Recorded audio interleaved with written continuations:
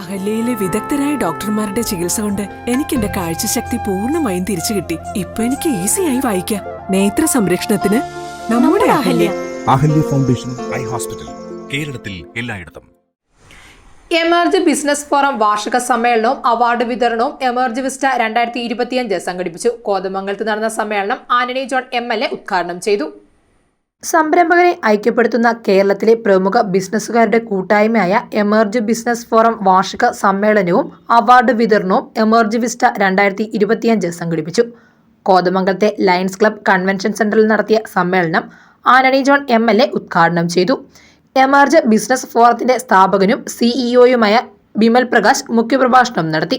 ചടങ്ങിൽ വിവിധ ഫോറങ്ങളിൽ നിന്ന് മികച്ച സംഭാവന നൽകിയ അംഗങ്ങൾക്കും ടീമിനും അവാർഡുകൾ നൽകി ആദരിച്ചു. സാമൂഹിക ഉത്തരവാദിത്തത്തിന്റെ ഭാഗമായി അംഗങ്ങൾ മയക്കുമരുന്നിനെതിരെ പ്രതിജ്ഞയെടുത്തു. എമർജിന്റെ കൊച്ചിയിലെ രണ്ടാമത്തെ ഫോറമായ എമർജ് ഗ്ലാഡിയേറ്റ്സും എമർജ് വാരിയേഴ്സ് അങ്കമാലിയും ഉടൻ തന്നെ പ്രഖ്യാപിക്കുമെന്ന് ചടങ്ങിൽ അറിയിച്ചു. തുടർന്ന് സംഗീത വിരുന്നും അരങ്ങേറി.